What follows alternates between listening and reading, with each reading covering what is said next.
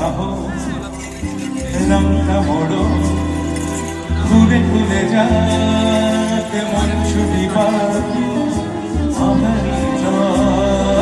হোক না ধীরু ভাবে দু চোখে আবার